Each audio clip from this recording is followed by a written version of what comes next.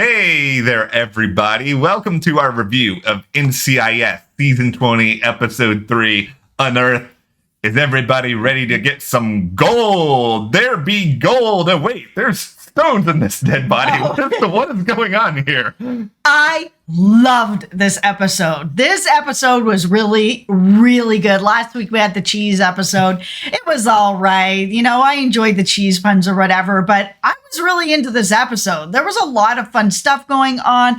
Dr. Grace was back. There was, fun stuff with Casey, lots of fun stuff with Parker. We're back in his apartment. Ducky was back. Good mystery, stones in a body. This was packed with a lot of really good stuff. Was it packed in the way that dead body was packed? Okay. Okay.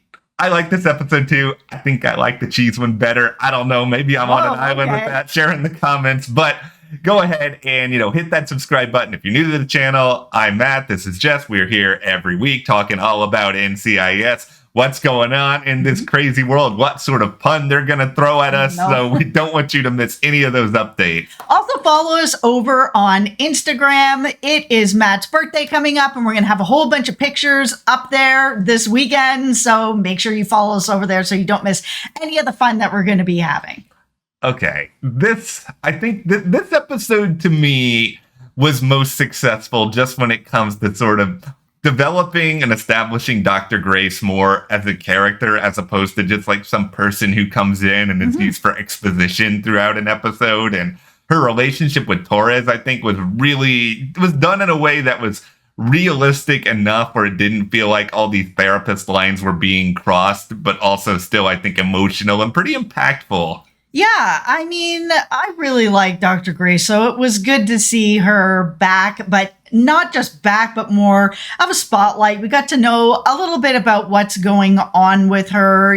She had this picture in her office that Torres touched, and she got very upset about it. And we learned that she lost a patient, and it really impacted her, where she was just like even more focused into her work than she ever was before, because she never wants that to happen again. Yeah. To a point that it's affecting her marriage. Her and her husband are not living together. They're not doing that well. They're sort of separated from each other. Things are not well, which then goes back and kind of explains what's been going on with Parker and when we saw her being a little bit thirsty over him last season. So here's where I'm going to put on my tinfoil hat here. All right. I think that the show is pushing the new, is Dr. Grace going to end up with Parker, sort of the Gibbs and Sloan of, season 20? Is this sort of where they're going with it? Because they did show her being really thirsty for him last season, where he was kind of like, I don't know, it was kind of going over his head. Maybe he's used to it because they've shown a lot of women being really thirsty over Parker. But they had it was brief, but sort of that shootout at the end where, Parker was there at the hospital and Grace was there. And there was kind of a little moment of, exchanging a look or whatever. Please don't go in this direction. We just watched this happen for a few seasons with Sloan and Gibbs. We already have another romance going on this show that is actually on screen with Jimmy and Jess, the knight in shining Palmer, as we call them here.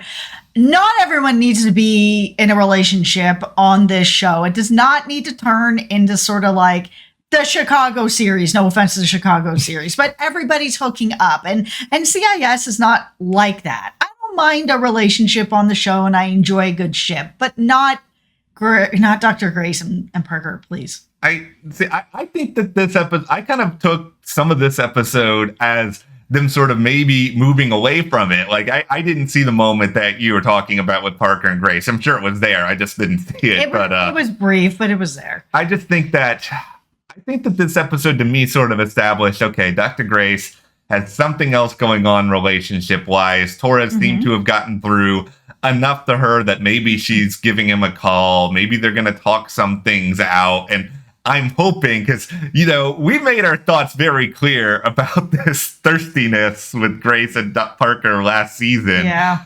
Maybe Steve Binder he heard us, and he was just like, yeah, Steve Binder's you watching know, our videos, you guys, being like, you guys got it. you guys are right. This is too much. We're going to move away from all this. Like, yeah, it's possible they still go in this direction. I don't really want it either. I want to see, Dr. Grace just work things out with her husband, who we still haven't actually met. But I just think that's a little bit different, and it leaves Parker open to other people. I'm not saying that he's going to get back together with Vivian. Things didn't work out there for a reason, but I don't think we need that many romantic subplots right now. We've got one really good one. Let's just stick with that. Yeah, I want to see some more friendships and other types of relationships. Like, even Torres was joking around with Dr. Grace and was like, we're friends. And she's like, no, you're my patient. Oh, but I came to you in the middle of the night and, you picked up the phone, you care kind of thing. I like this friendship as well as sort of this doctor-patient relationship. I like seeing that Torres is still going and talking to her and talking about his sobriety, where he's like, yeah, I went to a meeting, I got a chip, I don't have a sponsor yet. And she's really pushing him to open up more to the team because, the team has changed quite a bit. He was really close to Bishop. She's gone. He got really close to Gibbs. He's gone. So it's difficult for him where he's kind of like, every time I get close to the team, bye, they leave. And so we did get to the end of the episode where finally Torres said, I'm going to open up more to the team. I think you're right. I need to lean into this. These are good people. They've always shown up for me. It's time. It is time. Like, it's 100% time for him to go in that direction. It's something that'll be more fun to see because, we know Wilmer's naturally really funny. I mean, he was on a sitcom for so many years. So giving him more opportunities to have fun with the rest of the team is great. I welcome that. This is the one issue that I had with a lot of this. And we've even talked a little bit about this in the past, is that they brought his trouble with drinking really out of almost nowhere. Yep. And I don't feel like it was needed in this episode at all. Like, I think you can extract all that because I don't think that's Torres's real issue, is that he got into drinking too much. His real issue is that he has trauma. And when he has trauma, it has formed a mental block on him where he is afraid to trust people. He's afraid to open up. And I think just focusing on that in itself, I think would have made a more powerful impact just for me, because then you're starting to sort of muddy the waters when you're putting in these other elements to it. Because drinking is not ever really his problem to me when it comes to connecting with other people. And I want to see him more get past everything, with his dad, with Gibbs, with Bishop, like you mentioned. I'm glad that they even mentioned Bishop in this episode because they barely act like she existed. Yeah, no. The drinking thing, this whole thing can just go in the trash bin. Yeah. They did not... And I understand it's difficult because this is a procedural show. So to have sort of enough of this story of him drinking a lot and getting worse and getting worse, that's very difficult for a show that's procedural. So I think they tried to do the best that they could to show that he was having a dependency on alcohol, but they just missed the mark with it. There wasn't enough that by the time they revealed that he had a drinking problem, I was like, what? Like, it was so minimal, this thread, that I was like, okay, I guess there was some thread here, but like not really, not enough for me to be like, okay, I believe this.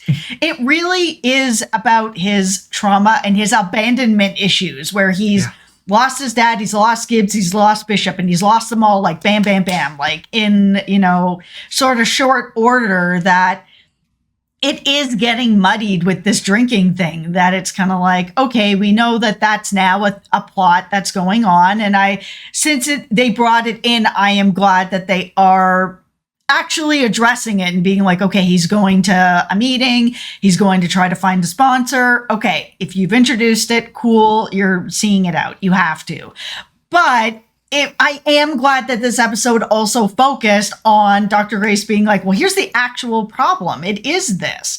And you need to be able to lean on your team. So going into the rest of the season, it's going to be interesting to see if the writers still push that, where they show him getting closer to people and developing some good friendships. I got to talk about my favorite part of this episode. It is Parker. Press conference Parker, as I am going to call him now. See, Here's my impression of press conference Parker, everybody. So, Alden, how many bodies were at the scene? There were bodies at the scene. What is your name? What is my name? It's like... It's so funny. I'm just like, oh my goodness, if this is what you're like now, I can't even imagine how bad you were at this. See, this was all incredibly relatable to me that he called himself the Rambler, because I am somebody who, if I'm like on the phone with somebody like trying to get customer service for something and they're like asking the problem, I will tell them a 5-minute story about everything that is going on in my life that led. And it's not like This is true. It's not like I want to open up to them or whatever. It's just like I feel like in order to understand my problem, they need to understand the context. And I feel like Parker, in between his weird love of baked goods, his tendency to ramble, and then his inability to understand nuance where he just goes the completely other direction with things, I have never felt more like Parker in my entire life than with this storyline. No, it was a really good storyline. I also really liked the Casey storyline where she was trying to get together a birthday party for Ducky, and he, of course, knew that there was a surprise coming. I like that he came in at the end and surprised everybody to be like, hey, surprise, I'm here and I know about it. Yeah, it's just fun. It's just wholesome. It's also really nice going back to Parker's apartment a couple of times. I mean, it's a really nice apartment to begin with, but it's nice to have a new sort of place in this NCIS universe that we go to more than once. Like we used to have Gibbs's house, and that's gone now. Yeah, and it's good that he has something kind of a little bit quirky going on here too, with like the greenhouse and something, because we can't tell jokes about the boat anymore, which really makes me sad because there was so much comedic material to mine out of that. And so now, here's the next question. Oh boy, this is going to get me in trouble. What is Parker growing at that greenhouse? Oh, right. I have a question that's going to probably get me in trouble, but if you guys have made it this far, let me know in the comments. Gibbs has been gone a very long time now. It's been a while. Do we need Gibbs's rules anymore if Gibbs is not there anymore? Because this is a very different group of people, and only a few of them really had sort of a connection to Gibbs's rules. Does it stop the show from moving forward if they keep talking about the rules, or does it help the show still hold on to a bit of that nostalgia by bringing them up anymore? You guys let me know and I will see myself out. I'm just going to be standing here in the sea of comments while you walk yourself out. Yeah, because sometimes it's like you're going to have somebody bring up a rule and some of the team is so new that they're just going to be like, I don't know what you're talking about. And it used to be the rule would come up and everyone would be in on the joke on the team or in on the thing to be like, oh yeah, this rule, that rule, that rule. But now that he's not there anymore, it's kind of like, okay, I get that there's the impact of the rules that has kept some people in line, but then you've got other things happening now, like, the rule, don't have any relationships at work. He's not there anymore. These rules aren't applying as they were. Okay. Sometimes. I'll see myself out. Please don't unsubscribe. Okay, well, while you're hopefully coming back into the room here, I am going to share a very weird analogy to all of this in my head. Okay. Let's say we're all at a party and there's a llama in the kitchen, and it's just such just weird things. We're like, why is the llama in the kitchen? And then we kind of talk about it. But then over time, the story gets kind of old, and everybody is kind of sick of hearing about the llama in the kitchen, but people keep bringing it up to each other. Oh my God, are you calling the rules sick and old? I'm not calling the rules sick and old. I'm just saying that maybe people are starting to just not be so attached to the idea of talking about the rules anymore, but they don't want to hurt anybody's feelings. They want to feel like they're keeping maybe a part of the tradition alive. So they're still referencing the rules, even though the rules don't mean that much to them anymore. It's just like, okay, we shared this llama in the kitchen. It's kind of a common bond. We all care about it, but it's not as important as it once was. So we're just kind of saying them for the sake of saying them now. Yeah, I want Gibbs and his memory to really hold on in a way that's really meaningful to things. Like we already see with McGee in his actions and the way that he is as an agent, Gibbs is all over that. all the way that he sort of holds himself and handles himself. He doesn't need to repeat Gibbs's rules for me to see that Gibbs is all over McGee and who he is as sort of, a more grown man than when he was first on the show and he was really new and he was kind of learning things. It doesn't need to be sort of hit so obvious to be like, let me repeat Gibbs's rules. I would rather have something come in about Gibbs that has to do more story-wise.